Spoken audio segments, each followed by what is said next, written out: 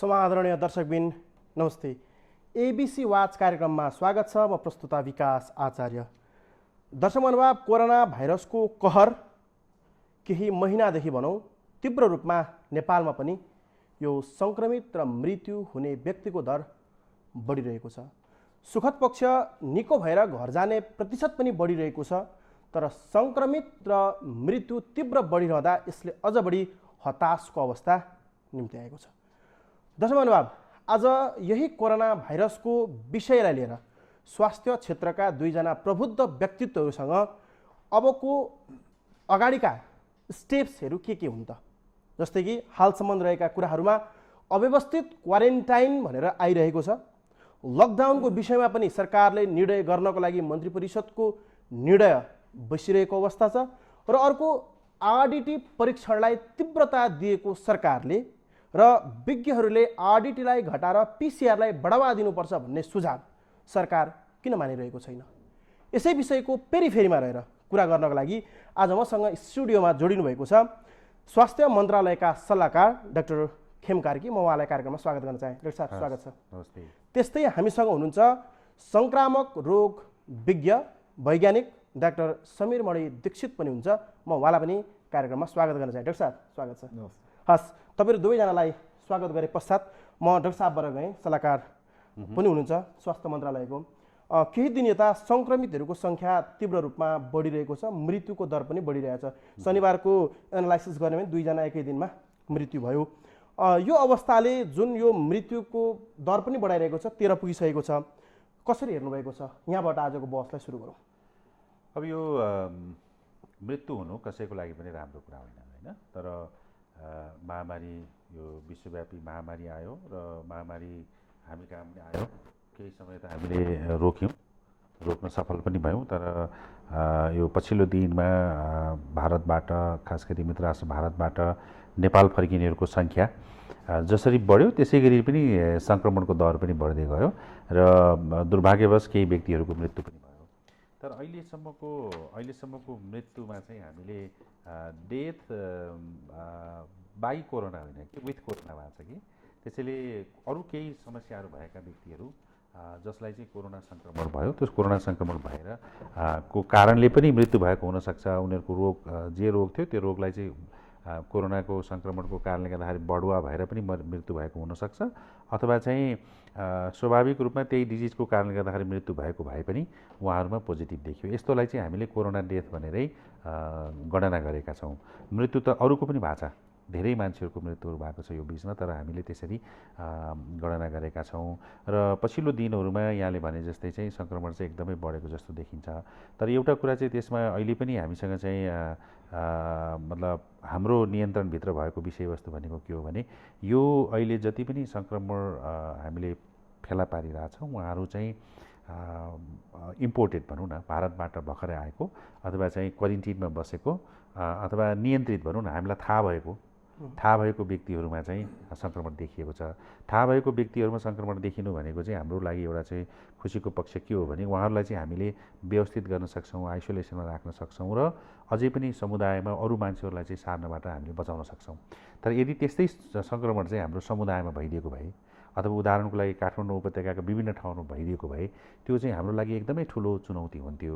त्यसैले अहिले हाम्रो फोकस भनेको चाहिँ हामीले क्वारेन्टिनलाई भन्नेतिर, त्यसैले क्वारेन्टिनमा भएका व्यक्तिहरूमा अहिले सङ्क्रमणको दर बढेको छ, अथवा विदेशबाट भर्खर फर्किएका व्यक्तिहरूमा सङ्क्रमणको दर चाहिँ बढेको अवस्था हो अहिले। त्यसो भएको हुनाले मृत्युमै जाउँ।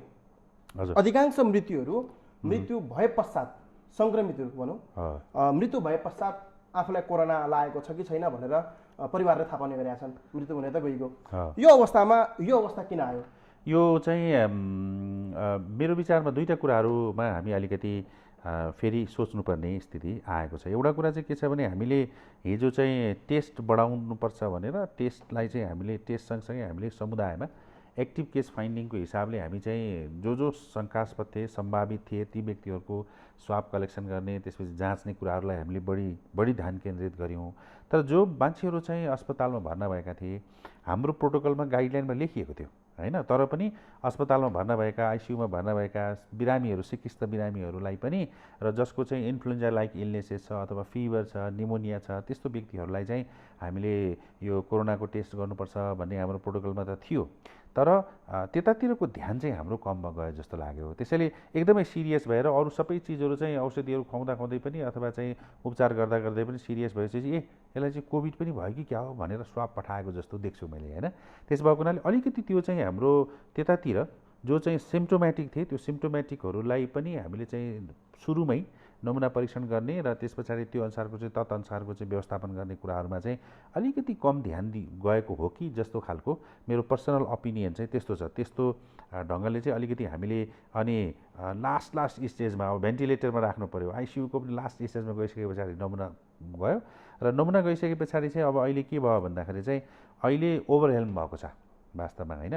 धेरै नमुनाहरू चाहिँ सङ्कलित भएर एक ठाउँमा बसेको छ। त्यसैले पनि के भयो भने हिजो 24 घन्टाभित्रमा सबै नमुनाहरू क्लियर हुन्थ्यो, तर अहिले त्यही नमुनाको चाहिँ जाँच गर्नको लागि चाहिँ 3 दिन 4 दिनसम्म पनि लागेको चाङ लागेको। त्यसो भएको पछि के हो भने यता मान्छे मृत्यु भइसके पछाडि मात्रै उसको चाहिँ नमुना चाहिँ को रिजल्ट चाहिँ आउने भयो। यो स्थिति चाहिँ अहिले हामी कहाँ छ र त्यसलाई अब हामी कसरी चाहिँ सहजीकरण गर्ने भन्ने कुराहरूमा हामी अहिले लागिरहेछौँ। त्यसपछि म डाक्टर समीर मणि दीक्षितसँग त जान्छु, तर तपाईँलाई अझै एउटा कुरा जानकारी गराउँ। अन्त्येष्टिपछि कोरोना सङ्क्रमण पुष्टि भएका व्यक्तिको जुन अन्त्येष्टिपछि अहिले मलाई खोज्दै प्रहरी भन्ने समाचारहरू आयो। तपाईँ त काममा व्यस्त हुनु त कतिको मिडिया हेर्न पाउनुभयो त्यो कुरो मैले जानिनँ। मलाई थाहा छ। यस्ता खालका कुराहरू आइरहँदा तपाईँ एकजना विज्ञ पनि हुनुहुन्छ, त्यो ठाउँमा रहेर काम पनि गर्दै हुन्छ सरकारी संयन्त्रमा रहेर, कतिको हताश हुन्छ मन, कस्तो लाग्छ तपाईँलाई? यो असाध्यै पीडादायी कुरा हो होइन। हामीलाई यस्तो समाचार सुन्दाखेरि असाध्यै मलाई पनि पीडा हुन्छ। म एउटा नागरिक पनि हुँ, म त लामो समयसम्म चाहिँ सरकारको क्षेत्रभन्दा बाहिर बसेर काम गरेको एउटा चाहिँ स्वतन्त्र व्यक्ति पनि हुँ। त्यसरी त्यो स्वतन्त्र व्यक्तिको हैसियतबाट हेर्दाखेरि यस्तो समाचार सुन्दाखेरि चाहिँ हामीलाई अलिकति पीडा पनि हुन्छ, सरकारलाई पनि पीडा हुन्छ। यो पीडाकै विषय हो। त्यसैले अब यसलाई हामीले व्यवस्थापन गर्नुपर्छ। तर अहिले हामीले के भनिरहेछौँ भन्दाखेरि चाहिँ कुनै पनि डेथ हुन्छ भने त्यो डेथको जुन सबको व्यवस्थापन हो त्यो सबको व्यवस्थापन चाहिँ को एउटा चाहिँ कोरोनाबाट मृत्यु भएका व्यक्तिहरूको सब व्यवस्थापनको लागि एउटा चाहिँ हामीले गाइडलाइन बनाएका छौँ। त्यही गाइडलाइन चाहिँ सबैले फलो गरिदिनु पर्यो होइन। सबैले फलो गरिदियो भने त भोलि त्यसको टेस्ट पोजिटिभ आयो भने पनि हामीलाई समस्या हुँदैन। त्यसैले त्यो ढङ्गले हामी जानुपर्छ भनेर, किनभने अब हामीलाई चाहिँ हाम्रो साधन स्रोत सीमित साधन स्रोतबाट काम गर्नुपर्ने भएको हुनाले कतिपय कुराहरू हामीले गर्छु भन्दा पनि गर्नु नसकेको अवस्था हुन्छ। तर त्यसबाट जोगिनको लागि चाहिँ हामीले गर्नुपर्ने कुराहरूमा त्यतातिर ध्यान दिनुपर्छ भन्ने जस्तो लाग्छ मलाई। हस्, म डाक्टर समीर मणि दीक्षितसँग गएँ। तपाईँ वैज्ञानिक पनि हुनुहुन्छ, सङ्क्रामक रोग विज्ञ पनि हुनुहुन्छ। नौलो कुरो रहेन, किनभने आम सञ्चारदेखि लिएर हरेकको अहिले मुखमा कोरोना भन्ने शब्द झुन्ड्या छ र के गर्दा लाग्छ भन्ने कुरा नागरिकहरूलाई प्रशस्त यो थाहा छ। हामी कहाँ जाउँ भने हालसम्म सरकारले गरेको काम, मैले डाक्टर खेमकाईलाई सोधेँ भने सरकारकै उहाँ कुरा गर्नु चाहिँ असाध्यै राम्रो भन्नुहुन्छ। मैले उहाँलाई त्यो प्रश्न सोधिनँ। तपाईँसँग गएँ, सरकारले अहिले कोरोना न्यूनीकरणको लागि गरेको काम कतिको सफल देख्नुहुन्छ? यहाँबाट बहस सुरु गरौँ। म सकारात्मकबाट सुरु गर्छु। जुन बेला लकडाउन सुरु भयो एकदमै राम्रो टाइमिङ थियो। इनफ्याक्ट साउथ एसिया दक्षिण एसियामै नेपाल पहिलो देश हुन गयो जसले चाहिँ लकडाउन सुरु गर्यो। भारतले इनफ्याक्ट हामीले धेरै कुरा भारतबाट सिक्छौँ भने यो कुरा चाहिँ भारतले हामीबाट सिक्यौँ। भनेपछि जुन समयमा यो दोस्रो केस देखियो फ्रान्सबाट आउने महिलामा देखेपछि राज्यले बुझ्यो कि यो महत्त्वपूर्ण समय हो, यो समयदेखि चाहिँ हामीले गरेनौँ भने यसले फैलिन सक्छ भनेर लकडाउन सुरु गर्यो। त्यसले गर्दा चाहिँ सायद जुन किसिममा सङ्क्रमण अझ बढी सर्न सक्थ्यो होला समाजसम्म, इम्पोर्टेडबाट मात्र नि समाजमै सर्ने जुन सम्भावना रहन्थ्यो होला, त्यसले गर्दाखेरि धेरै मात्रामा त्यसले कन्ट्रोल गर्यो। त्यसमा त डाउटै छैन। त्यो त म आम नागरिक अथवा वैज्ञानिक भएर भन्नुपर्दाखेरि मलाई त्यसमा एकदमै कुनै गुनासो छैन, धन्यवादै भन्नुपर्छ सरकारलाई। अब त्यस पश्चातमा चाहिँ मलाई कम्प्लेन छ। जस्तो के हुन्छ भन्दाखेरि डाक्टरले अग्री गर्नुहुन्छ, मनमनै गर्नुहुन्छ होला, आइम स्योर, किन इज एन एक्सपर्ट होइन, उहाँ एक्सपर्ट हुनुहुन्छ। लकडाउनको समय के कुरा चलाउने, लकडाउनको अब्जेक्टिभ हुन्छ जे गर्नुको कुनै कारण हुन्छ। दुईवटा कारण थियो। पहिलो कारण त एउटा समाजमा नसरोस् है भनेर हो, किन सुरुमै भरेर सर्यो भने इम्पोर्टेडबाट समाजमा छिरा साथै त्यो एकदम आगो बले जस्तै बल्छ, त्यो हुनु नदियोस् भन्ने त पहिलो अब्जेक्टिभ थियो भने दोस्रो अब्जेक्टिभ चाहिँ तयारी थियो। तयारी कस्तो? टेस्टिङको तयारी कस्तो? पूर्वाधारको तयारी कस्तो भावी या योजनाहरूको जस्तो लकडाउनलाई 4 हप्ता गर्ने कि 2 हप्ता गर्ने, 2 हप्तापछि के प्लान हुन्छ, त्यसपछि के प्लान हुन्छ, त्यसपछि 2 हप्ताको प्लान जुन राज्यले बल्ल गर्न थालेछ नि त्यो गर्नको लागि थियो, तर राज्यले त्यो गरेन। 4 हप्ता मात्र नै, त्यसपछि बढाउँदै गयो, तर न त परीक्षणको मात्रा उल्लेखनीय मात्रामा बढ्यो। इनफ्याक्ट पिसिआर गर्नु बेलामा पिसिआरको सट्टा ऱ्यापिडमा बढी फोकस गयो। त्यसै गरी योजनाहरू जस्तो अब पूर्वाधारकै कुरा गरौँ, म भेन्टिलेटरतिर धेरै फोकस हुन्न, किन देशको अवस्था हेरेर बोल्नुपर्छ हामीले। जब देशमा मृत्यु नै कम छ त्यो भेन्टिलेटरमा आत्तिर उत्रेर त्यो भेन्टिलेटर जोड्दै अथवा एकदम अक्सिजन जोड्दै त्यो आइसियु बेड थप्दै जानुपर्छ भने कतै लेखेको छैन। म त्यतिर जान्न, त्यो क्लिनिसियनहरूले बेग्लै बोल्नु होला, म त्यतिर जान्न, म टेस्टिङमै रहन्छु। टेस्टिङमा चाहिँ नि पूर्वाधार बढाउनको लागि टेस्टिङ किट बढाउनलाई र विशेष गरी पिसिआर गर्नलाई चाहिँ त्यो भएन। त्यहाँ राज्य चाहिँ नि चुक्या जस्तो मलाई लाग्छ। र अर्को चाहिँ सूचना प्रभाव, सूचना राम्रोसँग आम नागरिकले बुझ्ने गरी कि हामीले यसो गरिरहेको यो गर्नुको कारण यो, मैले अब आजदेखि लकडाउन हामीले अर्को 2 हप्तालाई एक्सटेन्ड गऱ्यो त किन गऱ्यो त, किनभने हामी यो कारणले हामी यो गर्न सकेनौँ, हामीले यो गर्न खोज्दाखेरि समय पुगेको छैन र अब हामीहरू आउँदो 2 हप्तामा हामीले यो काम गर्छौँ, त्यसले गर्दा तपाईँ 2 हप्तालाई हामीसँग साथ दिनु होला। भरसक हामी त्यसपछि लकडाउनलाई खुकुलो पार्न खोज्छौँ, तर त्यो भएन भने हाम्रो अर्को 2 हप्ता यो प्लान छ भनेर यसरी सूचना प्रभाव गर्नुपर्ने भएन। भने यी कुरामा चाहिँ नि मेरो विचारमा राज्य चुक्यो। पछिल्लोपट्टिको जुन चरणको लकडाउनको वृद्धि छ 32 गतेसम्मको, त्यसमा रहेर तपाईँको अहिलेको कुरालाई समर्थन जनाउने हो भने वास्तवमा त्यही देखिएको छ।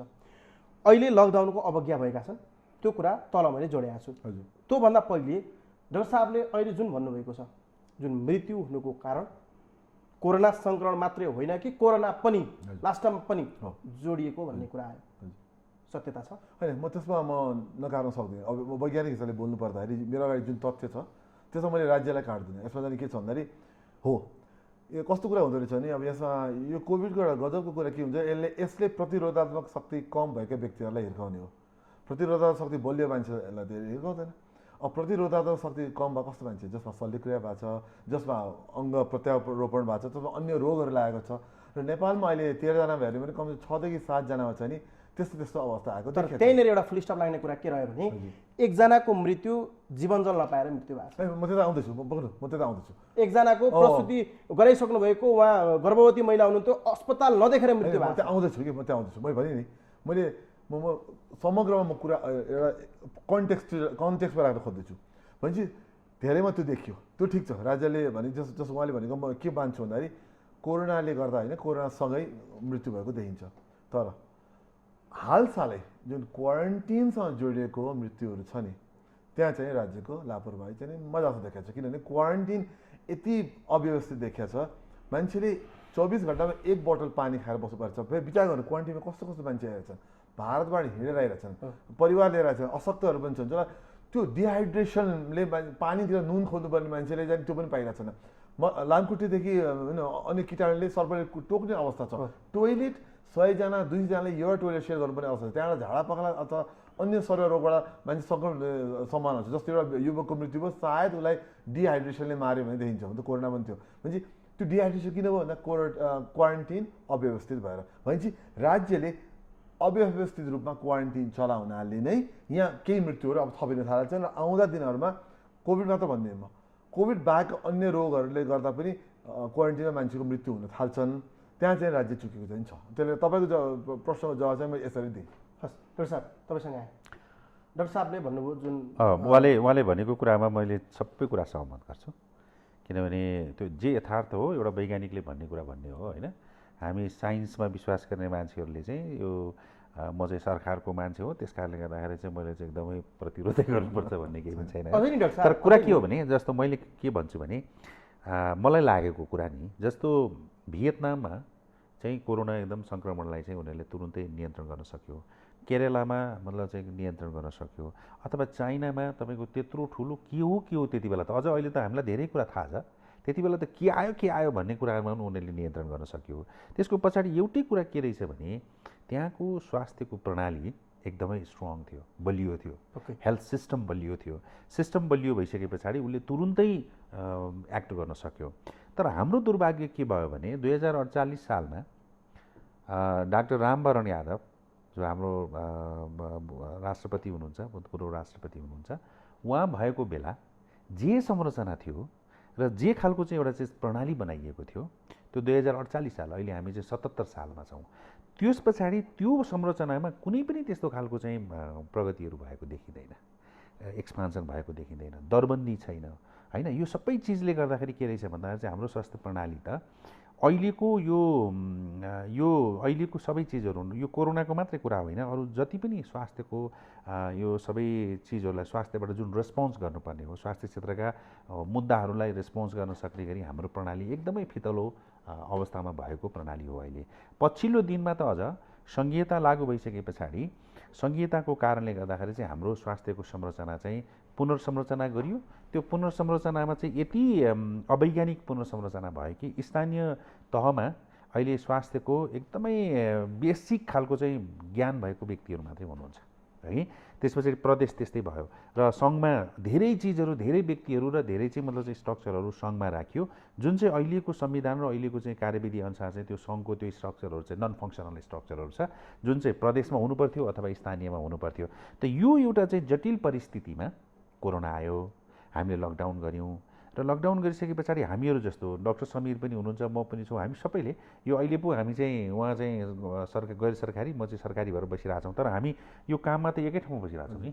सिस्टम बनाउनु पऱ्यो भनेर लाग्दाखेरि अब सिस्टमै छैन कहाँबाट बन्छ होइन। त्यसो भएको हुनाले त्यो सिस्टम अलिकति चाहिँ एकदम कमजोर भएको हुनाले चाहिँ हामीले यति धेरै प्रयत्नहरू गर्दाखेरि पनि जुन ढङ्गको तयारी हामीले गर्नुपर्ने थियो त्यो तयारी गर्न सकेनौँ। त्यो मैले के भने त्यो एक्सक्युज माग्न खोजेको होइन, त्यो यथार्थ बोलेको क्या कि गर्नु खोज्यो, अब त्यो प्रणालीले त्यो काम गरे पो त्यस पछाडि त्यसलाई चाहिँ हामीले चाहिँ ठिक ठाउँमा ल्याउन सक्छौँ। त्यसैले एउटा हामीलाई अहिले रियलाइज के भएको छ भने स्वास्थ्यको प्रणाली सबैलाई रियलाइज भएको छ, यो मलाई मात्रै भएको होइन कि अहिले सिङ्गो देशलाई के रियलाइज भएको छ भने हामीलाई चाहिँ स्वास्थ्यको प्रणाली चाहिँ स्ट्रङ चाहिने रहेछ है भन्ने कुरा रियलाइज भएको छ। त्यो कुरा चाहिँ अहिलेको नीति कार्यक्रममा पनि रिफ्लेक्सन भएको छ होइन। त्यसैबाट पनि के बुझ्नु पऱ्यो भन्दाखेरि चाहिँ हामीले अलिकति त्यो सिस्टममा कमजोरीहरू भएको कारणले गर्दाखेरि चाहिँ उहाँले भने जस्तै हामीले जसरी तयारी गर्नुपर्ने त्यो तयारी गर्न सकिएन। दोस्रो कुरा चाहिँ मलाई के लाग्यो भने मलाई के लागिरहेछ भन्दा पनि म भनि पनि रहेको छु, अहिले पनि भन्छु, सुन्ने कोही क्वारेन्टिनसँग सम्बन्धित कोही साथीहरूले सुन्नु भएको छ भने त्यसलाई चाहिँ प्रयोग गरिदिनु होला पनि भन्छु मैले। अहिले हामीले जुन चाहिँ क्वारेन्टिनको लागि सायद नेपालले पहिलोचोटि त्यो गाइडलाइन लेखेको हो र साउथ इस्ट एसियामा पनि त्यतिको राम्रो स्तरीय गाइडलाइन चाहिँ अरू मैले हेर्दाखेरि हुन पनि सक्ला, तर मैले हेर्दाखेरि पाएको छैन। हामीले जति बेला चाहिँ खरिपाटीमा क्वारेन्टिनको व्यवस्थापन गऱ्यौँ त्यो व्यवस्थापन चाहिँ यति एक्सलेन्ट भएको थियो, त्यहाँ बस्ने मान्छेहरूले समेत त्यत्रो एप्रिसिएसन गर्नुभएको थियो होइन। र त्यो चाहिँ एउटा हाम्रो स्ट्यान्डर्ड हो, त्यो चाहिँ हाम्रो एउटा निर्देशिका हो। त्यही खालको क्वारेन्टिनहरू चाहिँ तल स्थानीय तहहरूले पनि बनाउनुपर्छ भनेर हामीले सर्कुलेट चाहिँ गऱ्यौँ यहाँबाट होइन। तर सुरुवाती चरणमा पछि पनि हामीले अहिले पनि क्वारेन्टिनको स्ट्यान्डर्ड त्यही हो भनेर हामी भन्छौँ, गाइडलाइन त्यही हो नि भन्छौँ। तर हामीले गाइडलाइन र अहिले भएको क्वारेन्टिनलाई हेऱ्यौँ भने आकाश पातालको फरक छ भने पनि के फरक पर्दैन। त्यसो भएको हुनाले अब अहिले हामीले के अनुरोध गरिरहेको भने सबभन्दा अहिले मानिसहरूको मृत्यु क्वारेन्टिनभित्र हुनु भनेको त्योभन्दा ठुलो दुर्भाग्य हाम्रो केही पनि होइन। त्यसैले त्यसको व्यवस्थापनको लागि चाहिँ हामीले तत्कालै सोच्नु जरुरी छ र हामीले चाहिँ हाम्रो च्यानलबाट हामीले यो कुराहरूलाई चाहिँ अनुरोध पनि गरेर पठाएका छौँ कि अब आउने मान्छेहरूलाई चाहिँ कम्तीमा होल्डिङ सेन्टर भनेर केही समय राखेर त्यहीँबाट स्क्रिनिङ गर्नु पऱ्यो। स्क्रिनिङ गर्दाखेरि पनि अब अहिले हामीले पहिला स्क्रिनिङ के गर्यौँ भन्दा चाहिँ कोरोना छ कि छैन भनेर मात्रै स्क्रिनिङ गऱ्यौँ। अब त्यस्तो स्क्रिनिङ मात्रै पुग्दैन, कोरोना सहित अरू पनि के रोगहरू छ, औषधिहरू खाइराख्नु भएको छ कि, पुरानो रोग केही छ कि, अथवा त्यहाँ चाहिँ अरू ज्वरो आएर आइरहेको छ मान्छेहरू, उहाँमा झाडा बान्ता लागेर आइरहेको छ मान्छेहरू। त्यसैले यो सबै रोगहरू भएका व्यक्तिहरूलाई ती छुट्याउने र उहाँहरूलाई चाहिँ तत्त खालको उपचारहरू पनि गर्ने र नमुना परीक्षणहरू पनि गर्ने, कोरोनाको लागि पनि गर्ने र अरू पनि उपचारहरू गर्नुपर्छ। र त्यस पछाडि अहिले स्वस्थ देखिएको मान्छेहरूलाई मात्रै क्वारेन्टिनमा लिएर जाने। तर जो मान्छे चाहिँ त्यहाँ अलरेडी औषधि खाइराख्नु भएको छ, अलरेडी तपाईँको चाहिँ ज्वरो आइरहेको छ, त्यो व्यक्तिहरूको लागि चाहिँ तुरुन्तै आइसोलेसन गरेर त्यहीँबाट ट्रिटमेन्ट चाहिँ सुरु गर्नुपर्छ। त्यसो भयो भने क्वारेन्टिनमा हुने खालको चाहिँ यस्तो दुर्घटनाहरूलाई हामीले चाहिँ हटाउन सक्छौँ भनेर हामीले निर्देशन पनि गरेका छौँ, यो अनुरोध पनि गरेका छौँ र स्थानीय स्तरमा रहेका चाहिँ स्वास्थ्य कर्मीहरूले चाहिँ त्यो काम गर्नु पर्यो पनि भनेका छौँ। र त्यहाँ यदि स्वास्थ्य कर्मीहरूको अभाव भयो भने त्यो कुराहरू हामीलाई खबर गर्नुहोस्, हामी अरू चाहिँ यस्ता स्वास्थ्य कर्मीहरू पठाउँछौँ पनि भनेका छौँ। त्यसैले यो अहिले पछि हामीले क्वारेन्टिनमा भएका यी सबै कुराहरूलाई व्यवस्थापन गर्न खोजेका छौँ। तर दुर्भाग्य के छ भने अहिलेको सङ्ख्या हरेक दिन चाहिँ तपाईँको 15 देखि 20 हजार मान्छेहरू चाहिँ एउटा नाकाबाट भित्र छिरिराखेको अवस्था छ। त्यसो भएको हुनाले हामीले त्यसलाई चाहिँ पालिकामा पुर्याउँदाखेरि पनि उहाँहरूले जे सोचेर क्वारेन्टिनहरू बनाउनु भएको थियो त्योभन्दा धेरै नै मान्छेहरू चाहिँ फर्किएको अवस्था छ। त्यसैले त्यहाँ पनि क्वारेन्टिनको व्यवस्थापनमा ठुल्ठुला चुनौतीहरू आएका छन्। तैपनि हामीले के छ भने त्यसलाई चाहिँ सहजीकरण गर्नको लागि प्रयत्नहरू भइरहेछन् र हाम्रो सल्लाह के छ भन्दाखेरि चाहिँ जो मान्छे चाहिँ होम क्वारेन्टिनमा बस्न सक्छ अथवा घरमा पनि गएर ऊ चाहिँ क्वारेन्टिनमा बस्न सक्ने खालको सुविधा छ, त्यो खालको चाहिँ परिस्थितिहरू छ भने हामीले होम क्वारेन्टिनलाई पनि प्रमोसन गर्नुपर्छ भन्ने कुराहरू हामीले गरिरहेछौँ। तर यो सँगसँगै हामीले विचार गर्नुपर्ने कुरा चाहिँ के हो भन्दाखेरि चाहिँ उसँग आएको कोरोना अरूलाई नसरोस्, त्यसको लागि हामीले व्यवस्थापन गर्नु पर्यो र उसँग कोरोना आएको छ कि छैन भनेर उसले थाहा पाउनु पर्यो, टेस्ट गर्नु पर्यो होइन। र यो चाहिँ टेस्ट गर्ने र त्यो टेस्ट गरिसके पछाडि उनीहरूलाई सेग्रिगेट गर्ने र अरूलाई कोरोना नसरोस् र कम्युनिटीमा यो नजाओस् भन्ने कुराहरूमा चाहिँ ध्यान दिनुपर्छ भन्ने कुरा चाहिँ अहिलेको मोटो कुरा हो हाम्रो। डाक्टर साहब, जस्तै कि त्यो अनुमानै नआउने भरको कुरा गर्ने हो भने हामीसँग तेस्रो मुलुकबाट नागरिकहरू आउन सक्ने सम्भावना त्यतिखेर थिएन। हामीसँग डर भनेको अर्थात् आउन सक्ने सम्भावना गएको भनेको भारतबाट जति श्रमिकहरू जानुभएको थियो, श्रमको लागि जानुभएको छ, अध्ययनको लागि जानुभएको छ वा अन्य केही कारणवश जानुभएको छ, उहाँहरू फर्किने कुराहरू रहेको थियो। अनुमान लाउन सकिन्थ्यो, त्यो काम गर्न सकिन्थ्यो। हामी त्यहाँ पनि चुकेका छौँ। चुकेको कुरा अलिकति डाक्टर साहबसँग गएँ मैले, अलिकति तपाईँले कुरा पनि गर्नुभयो। सङ्क्रमित ट्रेसिङ गरेर अर्थात् भनौँ जाँचेर यतिको विघ्न सङ्क्रमित आज मात्रै तपाईँलाई सङ्ख्या भनौँ 213 213जना सङ्क्रमित आज थपिनु भएको छ। लगभग 71वटा जिल्ला सङ्क्रमित भइसकेको अवस्था छ। के लाग्छ तपाईँलाई, क्वारेन्टाइनको अव्यवस्थित भएको कारण स्वास्थ्य मानिस पनि क्वारेन्टाइनमा बाख्रा हाले जतिकै हालियो र त्यसपछि चाहिँ सङ्क्रमित व्यक्तिले सारो भन्ने तरिकाले चाहिँ सङ्क्रमित बढेको भनेर तपाईँ एकजना वैज्ञानिकले भन्न रुचाउनुहुन्छ कि सरकारले ट्रेसिङ गरेर टेस्ट चाहिँ यहाँ एकदम भयङ्कर धेरै गरेर चाहिँ सङ्क्रमितहरू चाहिँ यति धेरै बढ्न सकेको के भन्न चाहनुहुन्छ, के रुचाउनुहुन्छ? मैले पहिले भन्दा हामी टेस्टिङमा त चुकेको हो, मैले भने राज्य चुकेको हो। आजको दिनमा पनि उहाँले भने जस्तै अहिले अब प्रयोगशालामा काठमाडौँको प्रयोगशालामा स्वाबहरू सङ्कलन भएर टेस्टिङ गर्न नसकेको अवस्था छ। र एउटा कुरा के देखिन्छ भन्दाखेरि क्वारेन्टिनमा पनि जति छिटो र जति द्रुत गतिमा जति राम्रोसँग टेस्टिङ गर्नुपर्ने हो आजको दिनसम्म भएको छैन। हुनु पर्थ्यो, त्यति गाह्रो पनि थिएन। यसका तरिकाहरू छन्। टेस्टिङ जो आउँछ उसलाई तुरुन्तै टेस्टिङ गर्ने हो भने पिसिआर गर्न आफैमा गाह्रो प्रोसेस होइन कि। त्यहाँ भएको अहिले देशमा भएकै पूर्वाधार राम्रोसँग चलाउने भने सकिन्छ, 20,000 आए पनि सकिन्छ। र फेरि अहिले राम्रो कुरा एकछिन यसमा राम्रो एउटा कुरा के सुन्नमा आएको छ, हिजो आजमै मैले सुन्न आएको चाहिँ के भने इन्डियाबाट नेपाल छिर्ने क्रम घट्ने क्रममा छ।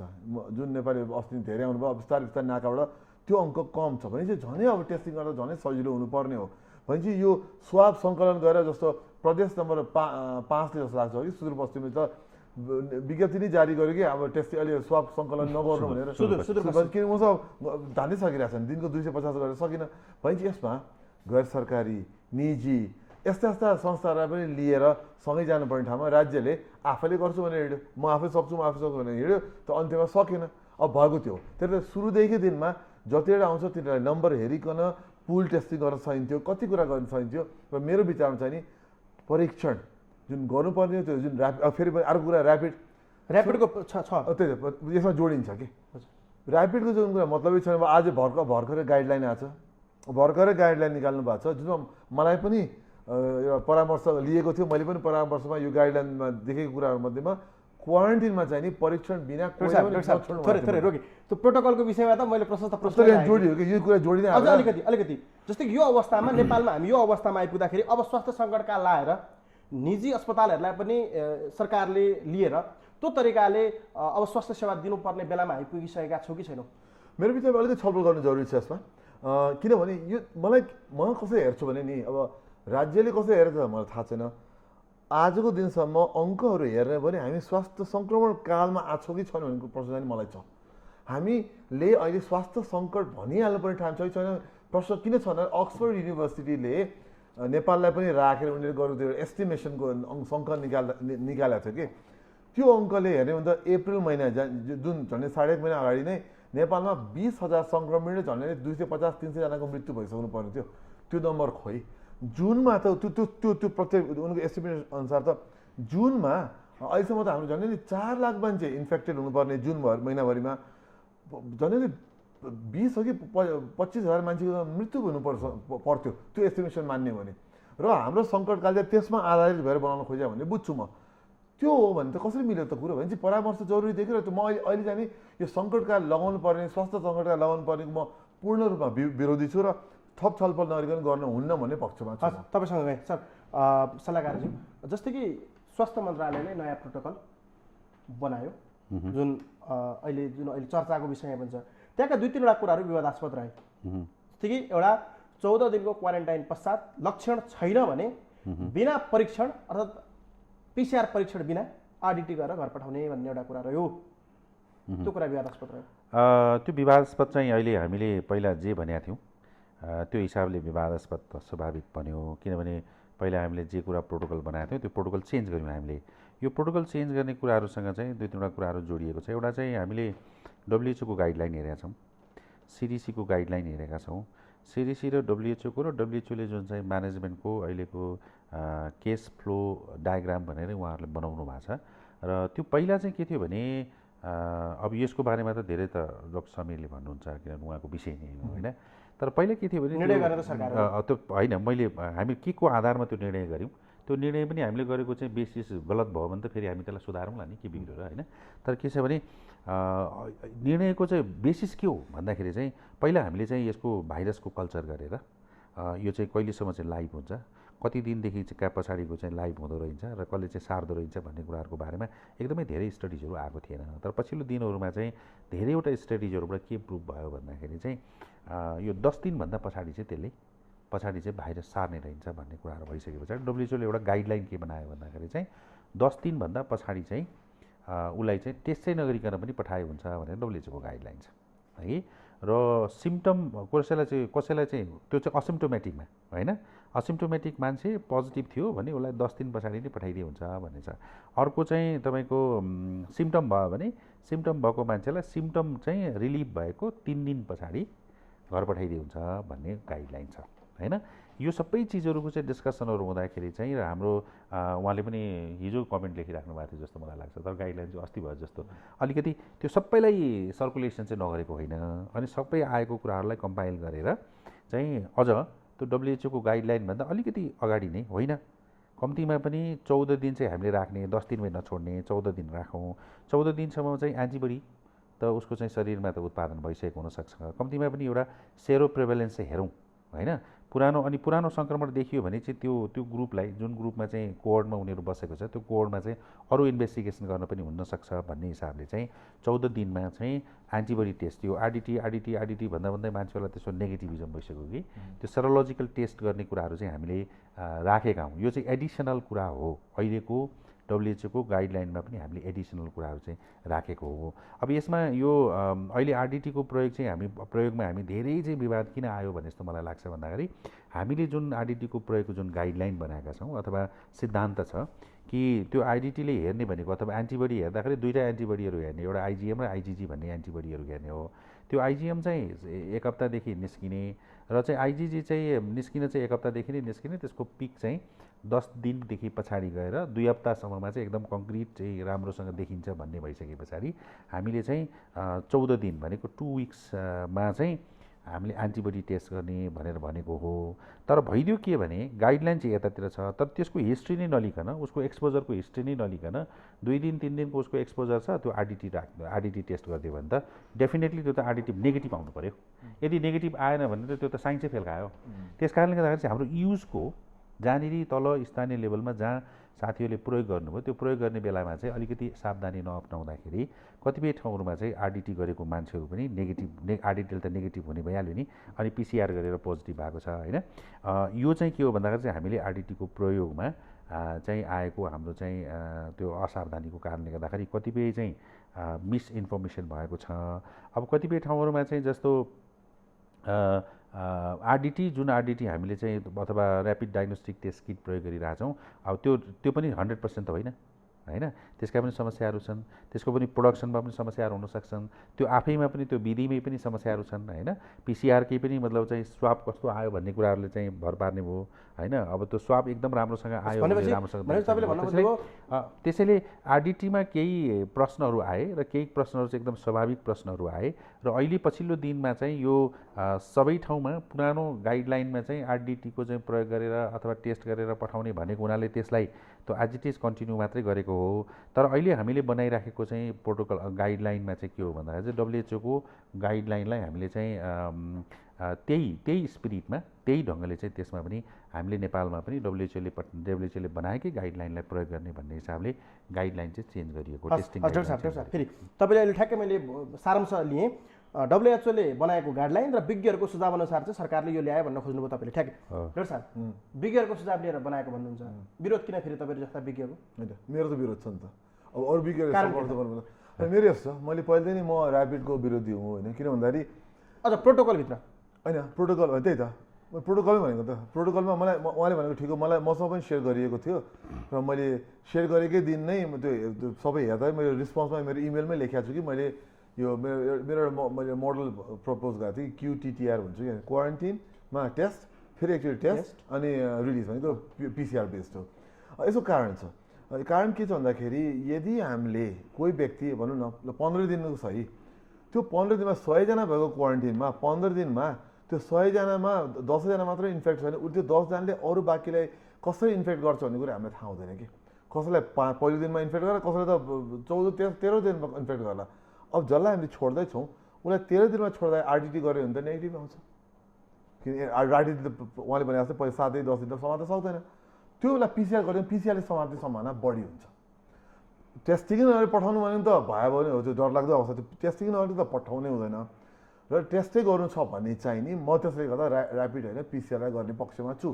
र उहाँले भनेको म एउटा कुरा के समर्थन गर्छु भने ऱ्यापिडले भने जस्तै पिसिआरमा पनि केही प्रब्लमहरू छन्, तर ह्याभिङ सेड द्याट ऱ्यापिडमा जति प्रब्लम छ पिसिआर त्यति छैन। किन पिसिआरमा 2 दिनमा बेला बेला स्याम्पलिङ स्वाबहरू लिएर पुलिङ गरेर गऱ्यो भने समात्ने सम्भावना बढ्छ। ऱ्यापिडमा त एकचोटि गयो भने गयो कि, त्यसले गर्दाखेरि मैले त्यो इमेलमा पनि त्यही ल्याएको थिएँ कि बिना परीक्षण चाहिँ नि छोड्नै हुँदैन, 14 दिन त के 20 दिनपछि नै बिना परीक्षण छोड्ने हुँदैन भन्ने मेरो के अरे मेरो आर्गुमेन्ट थियो र म त्यसमा अहिले पनि म अडिकै छु। र मेरो अहिले पनि सुझाव चाहिँ राज्यलाई के छ भन्दाखेरि हिजो गाइडलाइन निक्ल्यो, मैले त्यसको व्यापक विरोध पनि गरेको छु सामाजिक सञ्जालमा, विरोध पनि गरेको छ। यो विरोध गर्नुको कारण यो हो कि हामीले ऱ्यापिडलाई भन्दा पिसिआरमाथि विश्वास गर्नुपर्छ र पिसिआरले 13औँ दिनमा उसलाई छोड्नु 14 दिनमा छोड्नु छ भने 12औँ दिनमा टेस्टिङ गरौँ, ऱ्यापिड नेगेटिभ आउन सक्छ तर त्यो व्यक्ति पोजिटिभ हुन सक्छ आइजीमै भए पनि।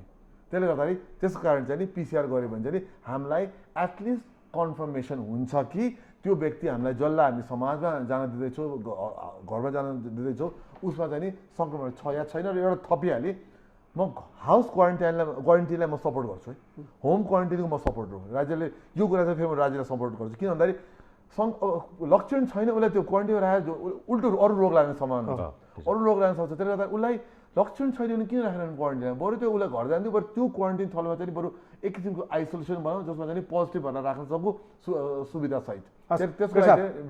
झापाको पहिलो सङ्क्रमित वा फ्रान्सबाट आएकी नेपाली पहिली चेली जुन सङ्क्रमित देखिएको दोस्रो नागरिक नेपालको अथवा भनौँ सनसाइड अपार्टमेन्टमा देखिएको सङ्क्रमितहरू सबै 25 दिन कटेका सङ्क्रमितहरू थिए।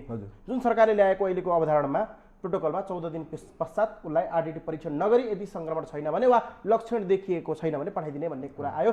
त्यो कुरा अहिले विवादास्पद रह्यो। अझ अर्को कुरा उहाँले के भन्नुभयो भने विज्ञहरूको सुझाव र डब्लुएचओको प्रोटोकल अर्थात् त्यहाँको निर्देशिका अनुसार हामीले यो गऱ्यौँ भन्नुभयो।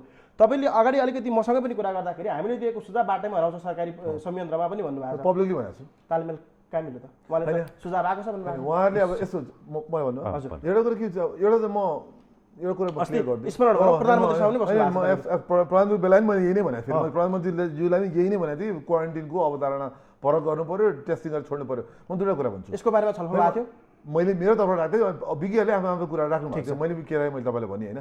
हेर्नुहोस् एउटा कुरा के यसमा एउटा कुरा के क्लियर हो भने नि हामीले मैले हेर्ने आँखा जाने कि प्योर विज्ञानमा र मैले प्योर साइन्टिफिक लिटरेचरमा बसेर बोल्छु म होइन। राज्यले चाहिँ के हुन्छ नि आफ्नो त अवधारणा होला तर उसलाई सुझाव दिने युजुअली विश्व स्वास्थ्य सङ्गठन नै हुन्छ, किन उनीहरूको कामै उहाँहरूको कामै टेक्निकल सपोर्ट गरिदिने हो। उहाँले भनेको कुरा म मान्छु। अहिले सिङ्गापुरले पनि 10 देखि 12 दिनभित्रमा सङ्क्रमण कुनै व्यक्तिले सार्न सक्दैन भनेर नै सिङ्गापुरले 10 देखि 12 दिनमा उनीहरूले होम क्वारेन्टाइनमा पठाउन थालेको छ। तर सिङ्गापुरको अवस्था र नेपालको अवस्था त आकाश पाताल छ। हामी कहाँ उनीहरूको एकजना एउटा रुम एउटा टोइलेट क्वारेन्टाइन होम क्वारेन्टाइन, कहाँ हाम्रो 40जना खाँदेर एउटा ठाउँमा एउटा टोइलेट खाएर गरेर क्वारेन्टाइन भने चाहिँ त्यो दुईवटा तालमेलै भएन नि। त्यसले गर्दाखेरि म त अझ के भन्दैछु नि, के को 14 दिन 5 दिनमा छोडिदिउँ, तर एउटा टेस्ट एटलिस्ट एउटा टेस्ट गरेर एउटा टेस्ट पिसिआर गरेर अझ शङ्का लाग्यो दोस्रो टेस्ट गरेर 5 देखि 7 दिनमा छोडिदिउँ। उसलाई किन 14 दिन राख्नु, किन 10 दिन राख्नु, तर टेस्ट गरेर भनेर म भनिरहेको छु। त्यसले गर्दा उहाँले भनेको म विरोध गर्दिनँ। 10 देखि 11 दिन भनेको दस्तावेजले देखाउँछ, तर देश र ठाउँ अनुसारको परिस्थिति बेग्ला बेग्लै हुन्छ। न्युजिल्यान्डको उदाहरण दिन्छु। न्युजिल्यान्डले आजको दिनसम्म एउटा पनि ऱ्यापिड पनि गरेको छैन। उसले खालि पिसिआरमा 6% जनसङ्ख्यालाई पिसिआर गरेर ठिक पारिदिन्छ, उसको सङ्क्रमण छैन भनेपछि देश हरेक देशको आफ्नै समस्या हुन्छ, आफ्नै समाधान हुन्छ। हाम्रोमा समाधान भनेको क्वारेन्टिन लम्ब्याएर होइन, क्वारेन्टिन छुट्याएर हो। त्यो छुट्याउने तरिका भनेको पिसिआर नै हो भन्ने मेरो सोच हो। हस् डाक्टर साहब, उहाँले भन्नुभएको कुरामा तपाईँको पनि केही होइन, उहाँले भनेको कुरामा चाहिँ टेक्निकली प्राविधिक हिसाबले उहाँले भनेको कुरा 100% राइट छ। तर अब हामीले चाहिँ राज्यले सोच्दाखेरि, सरकारले सोच्दाखेरि चाहिँ यसको व्यवस्थापकीय पक्षहरू छ, यसको साधन स्रोतसँगको जोडिएको विषयहरू छ। अधिकांश विज्ञले त यसको विरोधै गरेका छन् नि त। अधिकांश विज्ञले त विरोध गरेको भन्ने होइन, उहाँहरूको चाहिँ टिममा जो चाहिँ भाइरोलोजिस्टहरू हुनुहुन्छ उहाँहरूको टिममा चाहिँ यो घनीभूत छलफल भएको छ। स्वास्थ्य मन्त्रालयमै पनि, स्वास्थ्य मन्त्रालयको हलमा पनि कुराकानीहरू भएको छ र सबैले एग्रिड गरेको विषयमा होइन, डब्ल्युएचओको गाइडलाइन, सिडिसीको गाइडलाइन, इभन इन्डियाको आइसिएमआरको गाइडलाइनहरू सबैलाई राखेर उहाँहरूले घनीभूत छलफल गरेर एग्रिड गर्नुभएको विषय हो यो होइन। अब तर एग्रिड भनेको कस्तो हो भने, जस्तो उहाँले त आफ्नो कुरा त अहिले पनि राखिराख्नु भएको छ, त्यति बेला पनि राखिराख्नु भएको थियो नि होइन। त्यसैले केही विज्ञहरूले चाहिँ योतिर नजाउँ, यसै गरी जाउँ भन्ने खालको कुराहरू पनि थियो। तर राज्यले सोच्दाखेरि चाहिँ आफ्नो साधन स्रोत सबै चिजहरूलाई विचार गरेर पनि सोच्नुपर्ने भएको हुनाले चाहिँ राज्यले त्यो खालको यो चाहिँ ठिक हुन्छ, यो लाइनमा चाहिँ जाउँ भन्ने खालको हिसाबले एउटा धेरै चाहिँ विज्ञहरूले दिएको सुझावलाई राखेर गाइडलाइनलाई फाइनल गरेकै हो। अब रहेको कुरा के छ भन्दाखेरि चाहिँ उहाँले भने जस्तो चाहिँ क्वारेन्टिनमा राखेर हामीले 5 दिनमा टेस्ट गर्न सक्यौँ भने त, अथवा 5 देखि 7 दिनसम्म टेस्ट गरेर उनीहरूलाई रिलिज गर्न सक्यौँ भने त एकदमै वेल एन्ड फाइन हुन्छ। क्वारेन्टिनमा राख्दाखेरि पनि राज्यको चाहिँ पैसा धेरै खर्च भएको छ होइन। तर अब यहाँ समस्या के भइदियो भने, अब अहिले हामीले दुईवटा, एउटा त के छ भने संविधानले यो महामारी अथवा यस्तो सङ्क्रमणजन्य चाहिँ महामारी हुँदा, विपद हुँदाखेरिको सम्पूर्ण स्वास्थ्यको सेवा चाहिँ निःशुल्क दिनुपर्छ जनतालाई भन्ने खालको कुराहरू चाहिँ संवैधानिक अधिकार हो, जनताको संवैधानिक अधिकार हो। त्यसैले पनि राज्यले आफूले गर्छु भन्ने खालको कुराहरू गर्नु चाहिँ यो संविधानको भावनाअनुसार गरिराखेको हो। तर यो अब जब हाम्रो चाहिँ यो टेस्टहरूको सङ्ख्या बढ्दै गयो, हिजोसम्म त हाम्रो चाहिँ कोपै गरिरहेको थियो होइन, हामीले चाहिँ टेस्ट गरिरहेको थियौँ, 24 घन्टैमै चाहिँ रिजल्टहरू आइरहेको थियो, ठिकै छ भन्ने थियो। तर अहिले राज्यले के सोचिरहेको छ भने, सरकारले अब चाहिँ हामीसँग चाहिँ सङ्ख्याहरू धेरै आयो, त्यसैले अब अरू ठाउँहरूमा पनि जहाँ साधन स्रोतहरू छ त्यसलाई पनि हामीले एक्सप्लोर गर्नुपर्छ। प्राइभेटमा भएको साथीहरू, गैर सरकारी संस्थाको साथीहरू, अरू चाहिँ जति पनि ठाउँहरूमा चाहिँ हाम्रो चाहिँ यो मेसिनहरू छ, ल्याबहरू छ, उहाँहरूलाई पनि एक्सटेन्सन गर्नुपर्छ भन्ने कुराहरूमा चाहिँ अहिले मन्त्रालयभित्र अथवा राज्यले चाहिँ त्यसको छलफलहरू अगाडि बढाएको छ र एउटा निश्चित मोडालिटीमा। किनभने भोलि यो त यसको विवादहरू पनि आउँछ फेरि होइन, किनभने सङ्क्रामक यो खालको महामारीमा चाहिँ कुनै पनि जनताले चाहिँ उसको आफ्नो चाहिँ खल्तीबाट पैसा तिर्नुपर्ने स्थिति हुनु हुँदैन भन्ने खालको भएको हुनाले त्यसको इन्स्योर कसरी गर्ने भन्ने कुराहरूलाई पनि अलिकति ख्याल गरेर हामी अब यो क्यापासिटीलाई एक्सटेन्सन गर्न खोजि पनि रहेछौँ। जस्तो डाक्टर समीरको त सुरुदेखि नै प्राइभेटलाई पनि अथवा चाहिँ गैर सरकारी संस्थाहरूलाई पनि यसलाई चाहिँ इन्भल्भ गराउनुपर्छ भन्ने पक्षमै हो। त्यसमा हामी पनि मतलब चाहिँ के अरे त्यसको चाहिँ विरोधी चाहिँ होइनौँ होइन। राज्यले धानुन्जेलसम्म चाहिँ गरौँ, अब राज्यले धान्न सकेन भने त्यस पछाडि स्वाभाविक रूपमा यसलाई चाहिँ माग्नुपर्छ, माग्नुपर्छ भन्ने कुराहरू। जस्तै कि सुदूरपश्चिमकै कुरा गर्ने भने चाङ लागेको छ, नयाँ पिसिआर स्वाब लिन सक्ने अवस्था छैन। अर्को कुरा, उहाँहरू जतिका विज्ञहरूले अहिले पनि बारम्बार अहिले जो कोही फ्रन्टलाइनमा काम गर्ने डक्टर हो, जनस्वास्थ्यविद जसलाई पनि फोन गरेर अहिले सोध्ने हो भने के छ त पिसिआर र यता आरडिटीमा कुन चाहिँ बढाउनुपर्छ भन्ने हो भने पिसिआरलाई चाहिँ यता आरडिटीलाई चाहिँ खोला फ्याँक्ने नै भन्नुहुन्छ उहाँहरू। तर पनि सरकार विश्व सामु नम्बर देखाउनको लागि चाहिँ मैले यति परीक्षण गरेँ भनेर नम्बर देखाउनको लागि आरडिटी परीक्षणलाई बढावा दिइरहेको छ कि अर्थात् किटको अभावमा चाहिँ आरटी परीक्षणलाई बढावा दिएर पिसिआरलाई घटाइरहेको छ, के हो यो अलिकति बताउनु। त्यस्तो होइन, हामीले चाहिँ पहिला एउटा प्रोटोकल के बनायौँ भन्दाखेरि चाहिँ क्वारेन्टिनमा 14 दिन बसिसके पछाडि उहाँहरूलाई चाहिँ एन्टिबडी टेस्ट गरेर घर पठाउने भन्ने कुराहरू भयो र सुरुमा आएका क्वारेन्टिनमा बसेका मान्छेहरूलाई घर पठाउनको लागि चाहिँ हामीले चाहिँ ऱ्यापिड डायग्नोस्टिक टेस्ट किटको प्रयोग गरेर चाहिँ घर पठाइएको हो होइन। त्यो चाहिँ हाम्रो पहिलाको गाइडलाइन त्यही थियो, त्यही गऱ्यौँ होइन। अब तपाईँले भन्नुभयो सुदूरपश्चिममा चाहिँ 5 दिनको लागि चाहिँ स्वाब कलेक्सन बन्द गरेको छ होइन। स्वाभाविक हो, किनभने सुदूरपश्चिमबाट त्यो स्याम्पल चाहिँ अर्को ठाउँमा ल्याएर टेस्ट गर्ने खालको कुराहरूको सम्भावना कम भइसके पछाडि उहाँहरूको चाहिँ ल्याबमा चाहिँ एउटा त फ्रिजरै छैन धेरै ठुलो, अनि ल्याबमा स्याम्पल त्यति धेरै थुप्रिसक्यो भनेपछि अब त्यो त स्याम्पल ल्याएर चाहिँ राम्रोसँग राख्न सकिएन भने त त्यो त स्याम्पल कलेक्सन गरेको पनि खेर गयो नि, ड्यामेज हुन्छ भन्ने हिसाबले उहाँहरूले चाहिँ त्यो के भने त्यहाँको टेक्निकल भनौँ न प्राविधिक हिसाबले चाहिँ त्यो स्याम्पल चाहिँ आएको स्याम्पल चाहिँ खेर नजाओस् भन्ने हिसाबले चाहिँ उहाँहरूले केही समयको लागि चाहिँ रोक्नु भएको हो, क्यापासिटी नै नभएर रोकेको हो। त्यसैले अहिले हामीले चाहिँ क्यापासिटी स्ट्रेन्थेनिङ गर्नुपर्छ, बढाउनुपर्छ भन्ने कुराहरूमा त हामी लागि नै रहेछौँ र एउटा मोडालिटी बनाएर चाहिँ सबै चाहिँ क्यापासिटीलाई चाहिँ साधन स्रोतहरूलाई चाहिँ एकीकृत ढङ्गले लानुपर्छ भन्ने कुराहरू चाहिँ हामीले अगाडि बढाइ नै राखेको हो। स्वाभाविक रूपमा अब के छ भने हिजोको तयारी र अब अहिलेको जुन चाहिँ इन्फ्लक्स चाहिँ हाम्रो मिलेन। किन मिलेन भने हिजो हाम्रो के थियो भने नेपाल र भारतको बिचमा एउटा सम्झौता भएको थियो। त्यो सम्झौता के थियो भने भारतीय नागरिकहरू पनि नेपालमा भएका जतिलाई लकडाउनभरि हामीले राख्ने र क्वारेन्टिनमै राख्नुपर्ने भयो भने क्वारेन्टिनमै राख्ने राख्ने र त्यही अनुसारले चाहिँ नेपाली नागरिकहरूलाई पनि भारतमा बस्न चाहनेहरूलाई चाहिँ भारतमा राख्ने र भारतमै बस्नुहुन्छ उहाँहरू भन्ने खालको कुराहरू चाहिँ प्राइम मिनिस्टर लेभलमा एउटा एग्रिमेन्ट भयो होइन। अनि त्यस पछाडि चाहिँ परराष्ट्र मन्त्रालयको चाहिँ इनिसिएसनमा यो एग्रिमेन्ट भएको थियो र सुरुका दिनहरूमा यो एग्रिमेन्ट काम पनि गरेको थियो। केही हाम्रो चाहिँ नेपाली नागरिकहरू चाहिँ त्यहाँ अलिकति डराएर अत्यास भएर लौ बर्बादै हुन्छ कि भनेर उहाँहरू आफ्नै इनिसिएसनमा आउनुभएको बाहेक चाहिँ आउनु भएको थिएन। तर पछिल्लो दिनमा के भइदियो भने भारतले पनि तपाईँहरू घर जान चाहने जतिहरूलाई चाहिँ हामी चाहिँ रेल खोलिदिन्छौँ, गाडी खोलिदिन्छौँ भनेर भने र त्यहाँ चाहिँ यस्तो खालको चाहिँ एउटा इन्भाइरोमेन्ट क्रिएट भयो कि अब नेपालीहरू चाहिँ अब घर जानुपर्छ भन्ने खालको चाहिँ एउटा चाहिँ इन्भाइरोमेन्ट क्रिएट भइसके पछाडि अहिले ठुलो इन्फ्लक्स आयो होइन।